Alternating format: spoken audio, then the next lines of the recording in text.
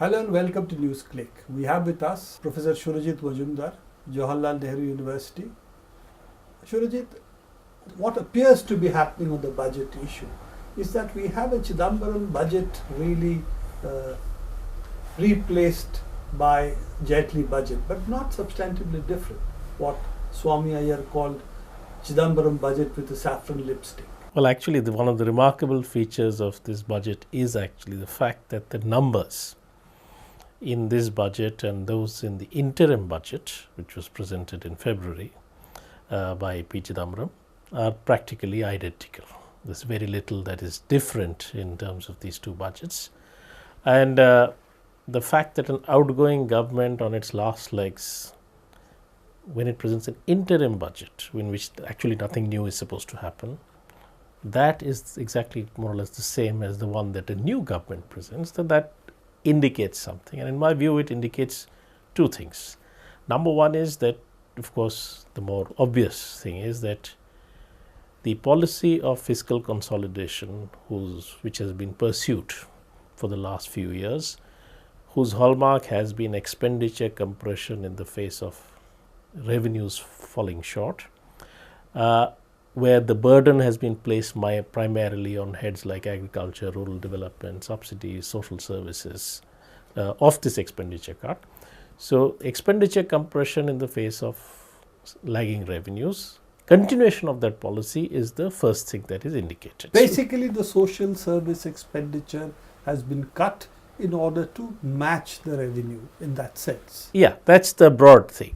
The second, I think, thing that is indicated by this is, and that's got to do with the absence of a significant change from the past, and that is that particular approach of fiscal consolidation in present economic and political conditions has actually perhaps reached its limits, because the expenditure compression policy itself has a kind of self-limiting nature.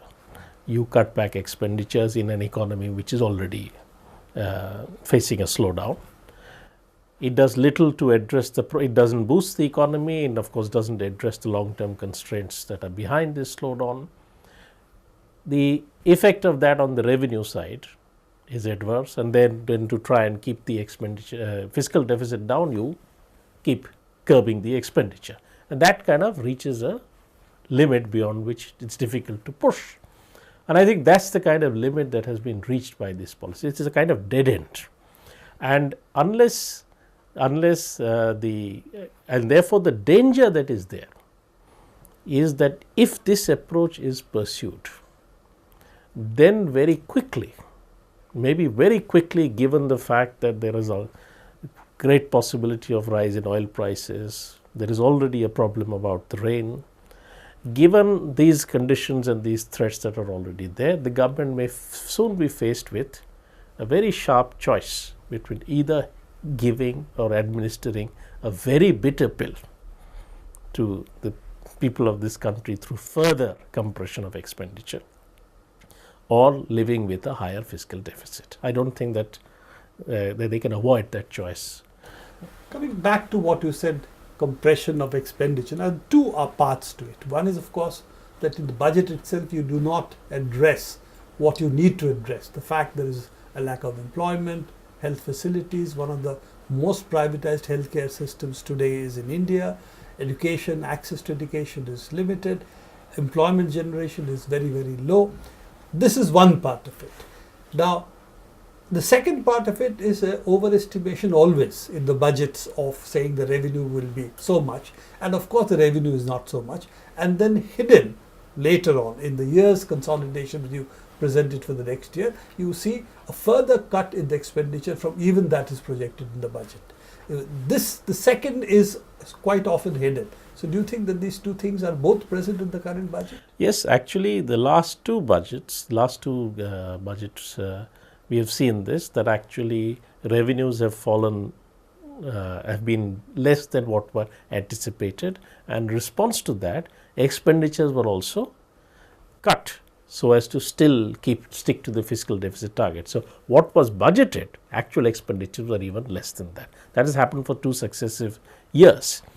This particular year also, the revenue anticipation appears to be, by fairly universal agreement, overtly optimistic, given that actually no particular measure has been taken to enhance the revenues. So, the projection as far as revenues are concerned, which were there in the interim budget also, everyone agreed that the interim budget's projections were optimistic, and it appears to be the case that this year too it is an optimistic estimate.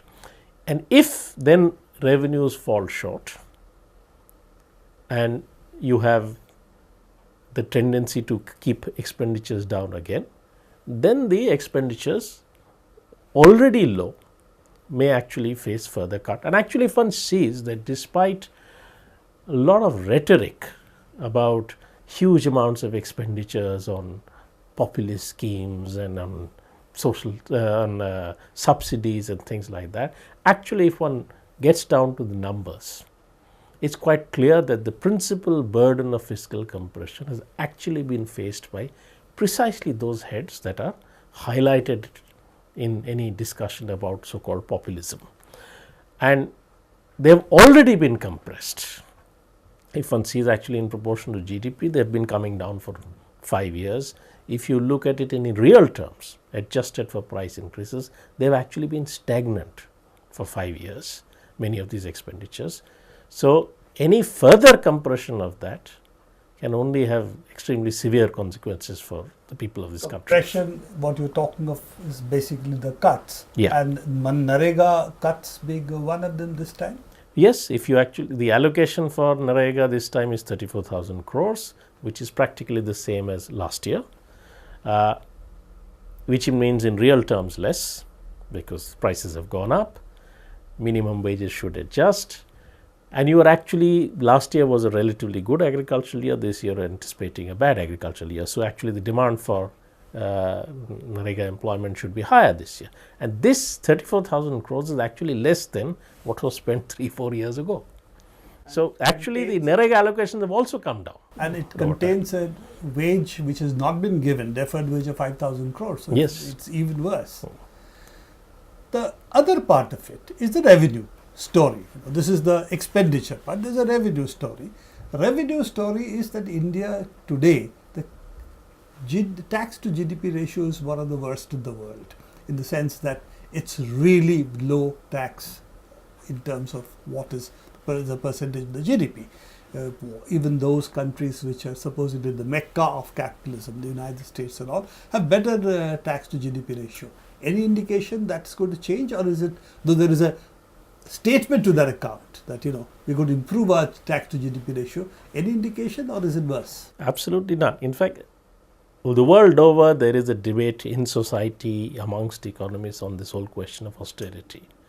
But the Indian situation, I think, should be treated somewhat differently even within the context of that debate, because it is a country in which both the tax as well as expenditure to GDP ratios are amongst the lowest in the world. So, clearly the long term trend has to be for both to increase. What we are seeing is the exact opposite. The tax to GDP ratio at the moment is lower than it was in 2007-8. Okay. So, it is about 2 percentage points lower than that. So, in the last 5 years, what you have seen is a regressive movement as far as tax is concerned, rather than progress. Even in this particular budget, a tax concession has been given as far as direct taxes are concerned. For some segments at the lower end of the income paying spectrum, there might be a case for some concession being given, but for a large number of extremely rich taxpayers, there has been nothing done in terms of taxing them more to compensate for whatever revenue loss these concessions will bring about. So, you have given some concessions which lead to revenue loss, and you have actually shifted somewhat the tax burden a little bit more onto indirect taxes, which is a tax, which are taxes whose burden actually falls on everyone, whereas direct taxes burden falls on the relatively prosperous. So, that itself is a regressive movement. So, what you should be actually moving towards is a higher tax to GDP ratio in which the proportion of direct taxes increases. What we are getting is the exact opposite direction movement. And then then you say that the fiscal deficit has to be kept in check, and therefore somewhere or the other some expenditure heads have to suffer as a result of this. So, instead of actually pursuing an approach where you try and generate more revenues, and therefore which allows you the space to spend more, we are getting an opposite movement. So, the so-called absence of fiscal space that the finance minister referred to or others referred to, that absence of fiscal space is in some senses self-created. It is not a constraint that is given, it is a constraint that is created by an approach where you rely more on tax concessions and expenditure cuts rather than on generating taxes and spending. Of course, the general issue is, should there be a sacrosanct fiscal deficit limit? That we are not getting into, because that's something we have discussed in Newsclick enough, that this is basically a bogus economic theory. If you provide for investments which pay back, then the fiscal deficit that you are talking about is an artificial limit. But without getting into it, that part of the philosophy is constant between both the governments. Now what you are saying, India and UP, and what you are saying is the rest of the policies have remained roughly the same. Coming back to what ails the Indian economy, essentially we see both stagnation and inflation. We have, particularly on food prices, more than 10% per annum inflation consistently, which hit the poor much more. Any change in the kind of policies they're pursuing or which are being indicated in the budget? No, absolutely not. I think the fundamental constraints on as far as the Indian economy are concerned is that even when you do get growth, that growth process is so exclusionary in nature, its benefits are so concentrated that that particular pattern of distribution of its benefits itself acts as a barrier to its sustenance. So, the growth slowdown is not an incidental exogenously created problem.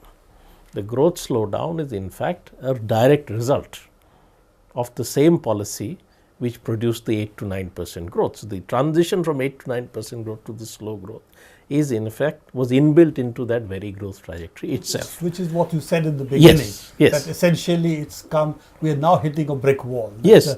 And in fact, every problem that you can think of, whether it's the growth slowdown, the employment problem, the inflation problem, particularly food prices, even our current account problems, large amount of gold imports, etc., all of them have a very close relationship with the pattern of distribution of benefits of growth. And as long as you stick to that trajectory, that particular problem will remain. Now, the budget becomes important in that context because fiscal policy is something that is important in changing that particular trajectory, because you take away money from some areas, some kinds of expenditures, put it elsewhere. So, it can act as a mechanism of redistributing the benefits of growth, and in turn then also changing the nature of the growth process also. What is it based on? A growth process based on accumulation of at the top of the Indian economy or Indian society is inherently going to face these kinds of constraints.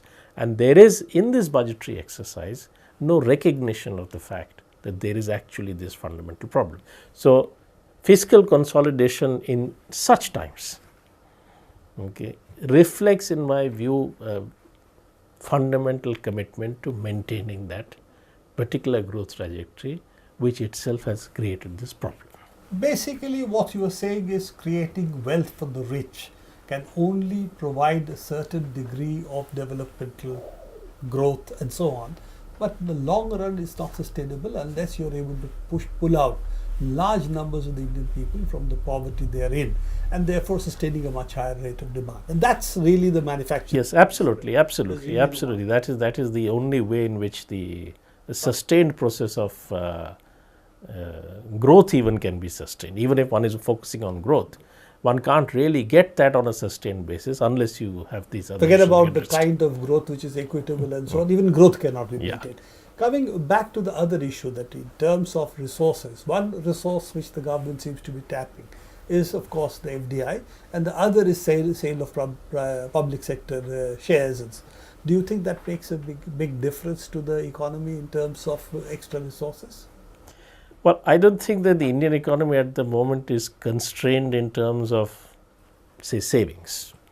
India's savings rate has fallen over the last few years pretty significantly, but that's because you have actually not been able to utilize your productive capacity because of demand. So, you are not producing what you can produce, not generating the income that you could generate, and therefore the savings is low.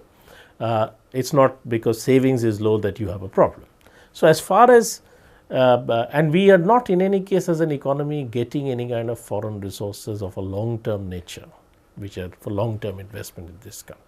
So, as far as that is concerned, I don't see that that provides any kind of a solution to our fundamental problems. At the moment, I think the investment process has been derailed in India, not because of resource constraints, but because of demand constraints, emanating from the fact that the distribution of benefits is so narrow.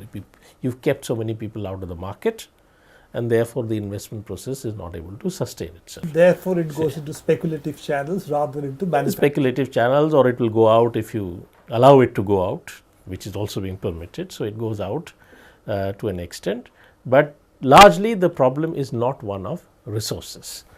So, that you will get foreign resources and that will solve the problem. That's unreasonable expectation. How does it help the Indian economy or the Indian nation to have a 200 crore statue? 200 crore is only a small amount. It's actually supposed to be something like, I think, 1200 crores finally that will be spent.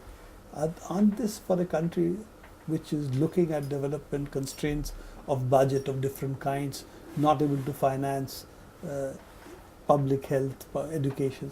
Don't you think this is a completely wasteful? Well, if it was a 200 crores expenditure, that was an addition to the total expenditure. No matter what its worth of that specific expenditure, through some multiplier effects, one could say it could still have some positive. But this is 200 crores expenditure in a time of expenditure compression. So, it has to come at the expense of something. Even worse. Yeah, so it makes it even worse. Last question. There are about, I think, 8 to 10 schemes which have all got 100 crores each. Does this number 100 look a little like the magic wand for everything 100 crores? I mean, I can name 10 of them in the budget. That was one aspect of the continuity that many people noted, that announcing various schemes to satisfy various segments, but actually allocating very small amounts for them. That's one of the continuities of between the old and the new regimes that one has observed, and many of them are